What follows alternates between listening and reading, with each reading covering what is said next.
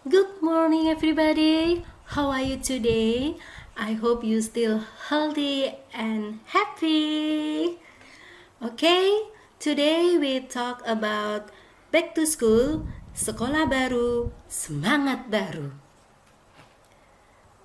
Sesuai dengan backsoundnya, lagu Semangat Baru milik Elo yang mengisahkan tentang ajakan untuk membuka lembaran baru dengan semangat baru agar meraih harapan baru dan kita bisa menjadi pribadi baru yang lebih baik lagi.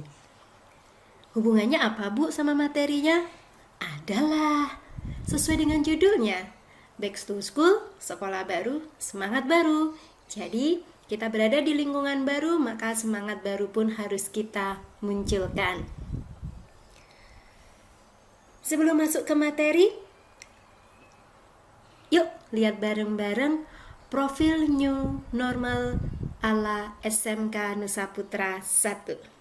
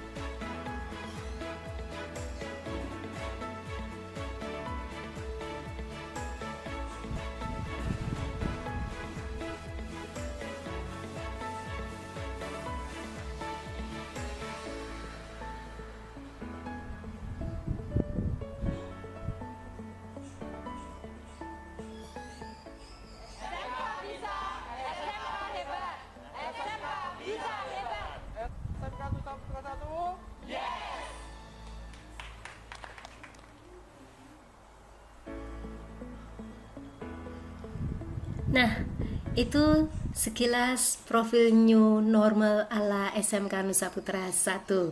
Gimana? Keren kan? Selanjutnya, sekolah baru, semangat baru. Kenapa sih materi ini perlu disampaikan?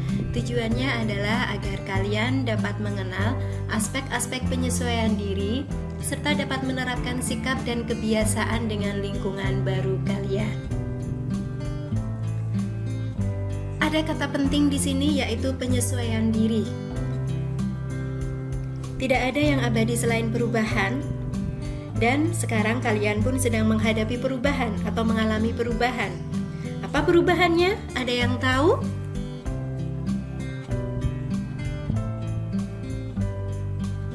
Ya, perubahannya dulu kalian adalah siswa SMP.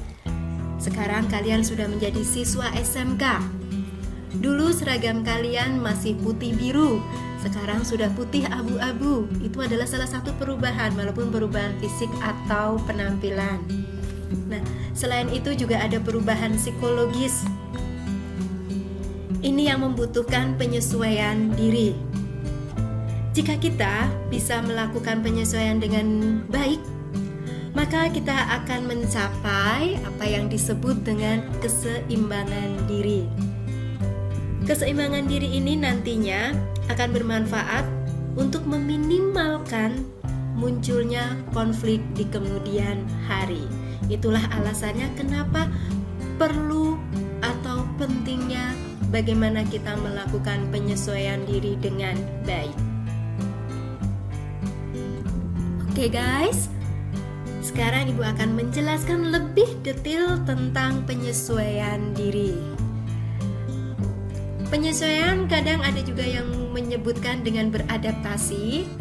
Apakah itu penyesuaian diri? Penyesuaian diri adalah bagaimana kalian mempertahankan eksistensimu, keberadaanmu. Hai, ini gue loh. Nah, semacam itu ya. Lalu bagaimana kalian bisa survive, bertahan, memperoleh dan akhirnya bisa memperoleh kesejahteraan jasmani dan rohani.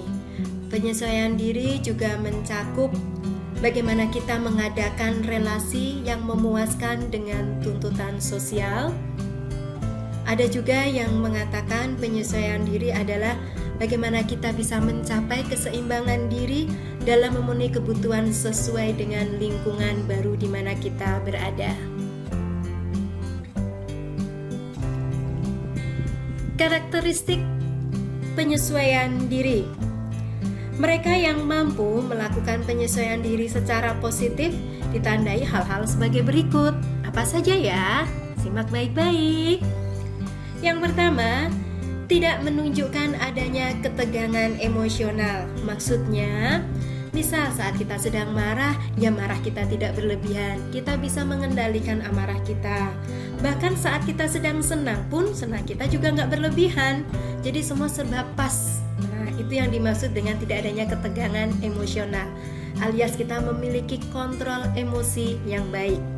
Yang kedua, tidak menunjukkan adanya mekanisme-mekanisme psikologis atau istilah di dunia psikologi disebut MTD, mekanisme pertahanan diri.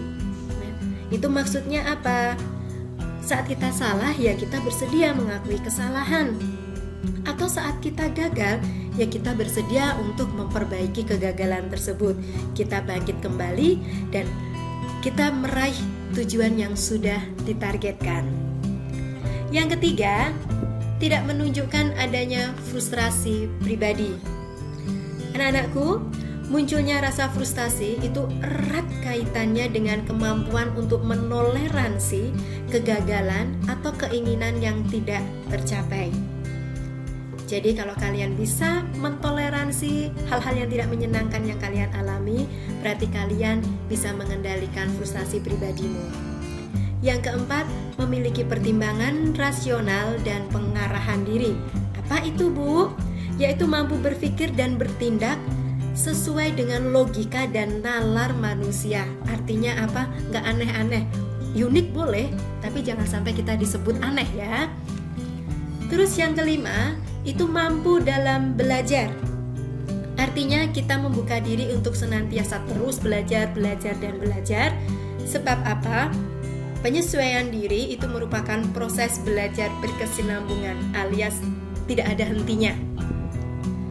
Terus yang keenam, menghargai pengalaman. Betul, pernah dengar kan? Ada yang mengatakan pengalaman adalah guru yang tak terlupakan. Baik itu pengalaman positif atau pengalaman yang menyenangkan maupun pengalaman negatif atau pengalaman yang tidak menyenangkan. Yakinlah bahwa itu semua ada hikmah yang bisa kita ambil untuk sebagai acuan kita menghadapi masalah-masalah di kemudian hari. Lalu karakteristik penyesuaian diri yang terakhir itu adalah bersikap realistis dan objektif. Artinya kita mampu menerima kenyataan tanpa konflik, ya, tanpa menimbulkan konflik. Kita bisa menerima kenyataan yang harus kita terima dan bisa melihatnya pun juga secara objektif.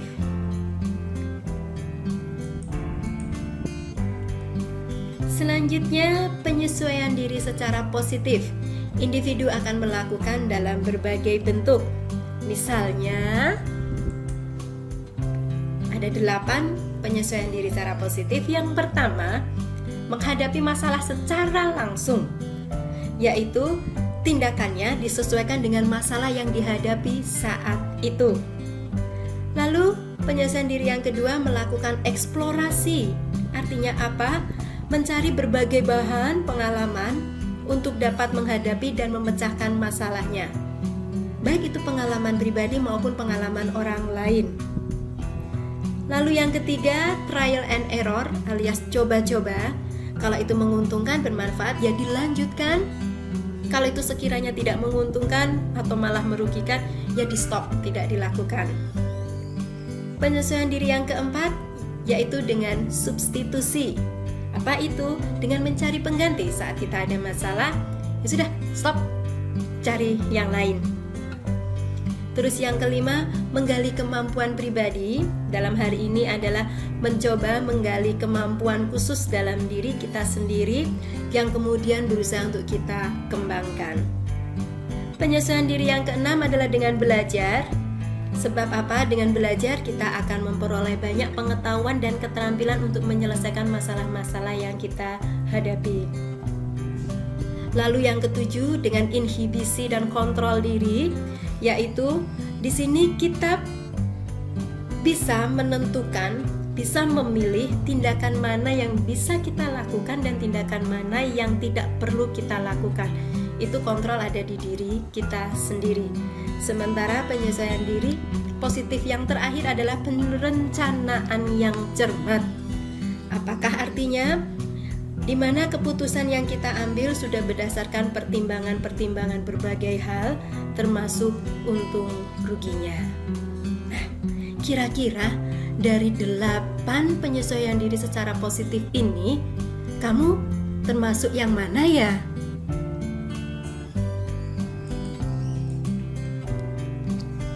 Oke, sekarang kita akan membahas faktor-faktor yang mempengaruhi dalam proses penyesuaian diri. Ada 4 faktor, apa sajakah itu? Yang pertama, kondisi jasmania. Betul sekali, di mana saat fisik kita sehat, itu akan membuat kita menjadi lebih percaya diri daripada saat kita sakit-sakitan. Endingnya apa? Kita menjadi lebih bisa menyesuaikan diri kalau fisik kita sehat. Yang kedua, perkembangan dan kematangan, terutama kematangan intelektual, sosial, moral, dan emosional. Faktor yang mempengaruhi penyesuaian diri yang ketiga adalah keadaan psikologis, di mana mental yang sehat, maka kita akan memiliki penyesuaian diri yang baik, dapat merespon dengan selaras atau sesuai antara dorongan internal, dorongan diri kita sendiri dengan tuntutan lingkungan, sehingga hal ini membuat minim munculnya konflik. Lalu faktor yang terakhir adalah kondisi lingkungan, baik itu lingkungan rumah, keluarga, maupun sekolah. Saat kita berada di lingkungan yang baik, damai, tentram, aman, penuh penerimaan dan pengertian, itu akan memperlancar proses penyesuaian diri kita.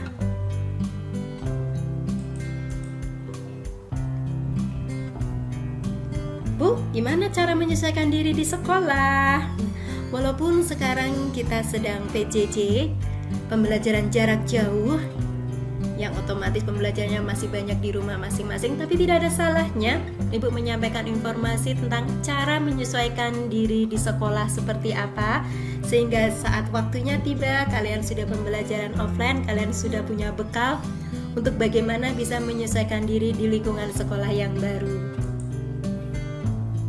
Ada 8 cara yang bisa dilakukan. Yang pertama adalah pelajari situasinya, lingkungan baru sekolah kalian. Lalu yang kedua, berbaik sangka, ya, positive thinking sama sekolah barumu. Terus yang ketiga, sesuaikan keadaan sekolah, pembanding-bandingkan boleh, tapi kalau sekiranya itu nanti malah bikin kita bete, jengkel, ya lebih baik kita positive thinking saja, kita terima keadaan sekolah baru kita. Lalu yang keempat, mengikuti dan menaati aturan yang berlaku di sekolahmu. Yang kelima, mengikuti MPLS atau masa pengenalan lingkungan sekolah Dan ini kalian sudah melakukannya kan selama kurang lebih 1 minggu kemarin ya. Terus yang keenam, mengenali dan menghormati guru. Gimana? Sudah pada kenal dengan Bapak Ibu gurunya? Yang ketujuh, cara menyelesaikan diri di sekolah adalah menghargai sesama. Berbeda-beda tapi tetap satu, bisa saling menghormati. Terus yang kedelapan adalah be yourself, menjadi diri sendiri. Inilah 8 cara menyesuaikan diri di sekolah yang bisa kalian praktekkan. Tips semangat memasuki sekolah baru.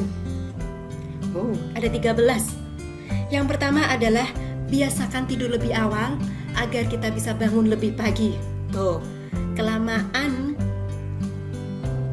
di rumah kadangkala membuat kita jadi malas-malasan. Bahkan saat mengikuti PJJ pun masih terlihat muka bantalnya atau belajarnya di tempat tidur. Padahal itu kurang pas ya. Jadi tetap kondisikan sesuai belajar ala di sekolahan. Terus yang kedua, siapkan perlengkapan belajar. Jangan sampai ada yang hilang-hilang, giliran butuh alat tulis bingung nyarinya di mana. Jadi harus sudah dipersiapkan dulu sebelum pembelajaran dimulai. Terus yang ketiga, buat jadwal atau mengatur waktu kegiatan. Saat sedang pelajaran ya kita fokus pada pelajaran. Ada tugas-tugas ya kita fokus dulu dengan tugas-tugas untuk segera diselesaikan, sambil tetap kita punya waktu untuk kapan bermain, refreshing, dan lain sebagainya. Lalu yang keempat, menata meja atau tempat belajar. Ini penting ya nak, jangan seperti yang tadi udah ibu sampaikan, pelajaran tapi di atas tempat tidur sambil layah-layah rebahan, itu rasanya kurang pas. Tips semangat memasuki sekolah baru yang kelima itu adalah fokus pada impian dan target. Masing-masing dari kalian harus mempunyai impian dan target agar kita semakin semangat dalam bekerja. Yang keenam, selalu berpikir positif. Nah, ini diingat, karena dengan memiliki pikiran positif, imun di tubuh kita pun juga meningkat, sehingga kita menjadi jauh lebih sehat dan lebih semangat. Ketujuh, buatlah pertemanan baru. Walaupun tidak bisa tatap muka langsung, tapi minimal kan kalian bisa saling WA-an atau media sosial yang lainnya ya. Tetap jalin networkingnya. Yang kedelapan, jadilah diri sendiri, karena ini membuat kita menjadi lebih percaya diri. Yang kesembilan ini, jangan pernah bolos sekolah ya, karena kehadiran akan sangat mempengaruhi juga penilaian. Terus ke-10, terlibat dalam kegiatan sekolah termasuk ekstrakurikuler. 11, tumbuhkan rasa bangga dengan sekolah. Agar apa? Agar kalian bisa nyaman, semangat berada di sekolah yang baru, karena kita mulai memiliki rasa bangga. Terus yang ke-12, mengenal semua fasilitas sekolah yang ada. Ini bisa sambil bertahap ya. Seiring dengan berjalannya waktu, kalian nanti akan lama-kelamaan mulai mengenal fasilitas-fasilitas apa saja sih yang ada di sekolahanmu. Lalu yang terakhir, menghindari hal-hal yang membuatmu menjadi tidak semangat, termasuk hati-hati juga dalam memilih pertemanan.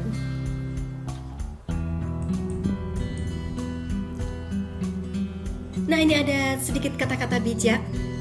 Tidak ada seorang pun yang bisa kembali ke masa lalu dan memulai awal yang baru lagi. Tapi semua orang bisa memulai hari ini dan membuat akhir yang baru.